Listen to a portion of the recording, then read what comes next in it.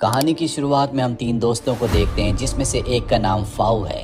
ये तीनों के तीनों ऑस्ट्रियन एल्प्स की सुंदर पहाड़ियों में घूम रहे हैं। जल्द ये उस आइसोलेटेड हंटिंग लॉज तक पहुंच जाते हैं जहां पर ये स्टे करने वाले हैं। और अब फाउ के जो दोस्त होते हैं वो पास ही के टाउन में जाना चाहते हैं। वो फाउ को अपने साथ चलने के लिए कहते हैं, लेकिन फाउ कहती है कि मैं बहुत ज़्यादा थक चुकी हूँ, इसीलिए मैं तुम्हारे साथ नहीं आ सकती।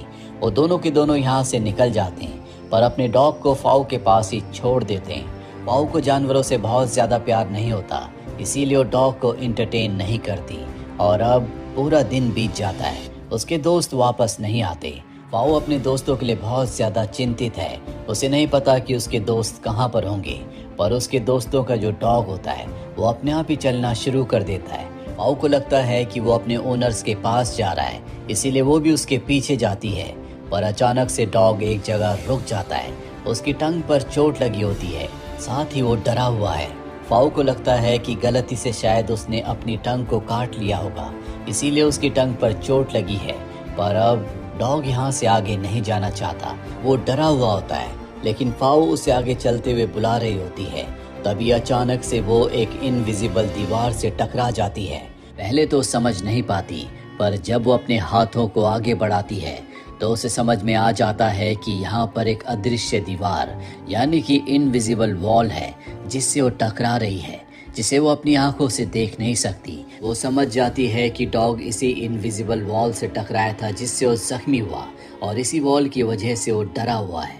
पर अब वो दूसरी दिशा की ओर चल पड़ती है ताकि यहाँ से बाहर निकल सके। तभी उसे एक फार्म दिखता है जहाँ पर एक बूढ़ा आदमी काम कर रहा होता है। पीछे उसकी पत्नी बैठी होती है। उन्हें देखकर उसे बहुत खुशी होती है क्योंकि वो इस एरिया के बारे में कुछ नहीं जानती।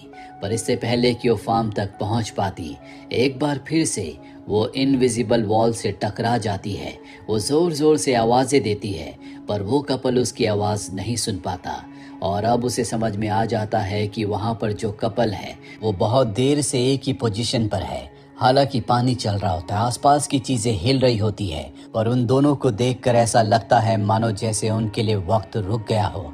फाउ के दिल में डर पैदा हो जाता है। वो समझ चुकी है कि वो यहाँ पर फंस चुकी है, क्योंकि जो भी बाहर निकलने का रास्ता होता है वहाँ पर इनविजिबल वॉल है यानी कि अदृश्य दीवार। वो हंटिंग लॉज में वापस आ जाती है। उसे अपने दोस्तों के लौटने का इंतजार है, पर वो लौट कर नहीं आते। रात हो जाती है और अब धीरे धीरे वो इनविजिबल वॉल उसके पास आना शुरू हो जाती है। उसे ऐसा लगता है कि जैसे वो दीवार उसे चारों तरफ से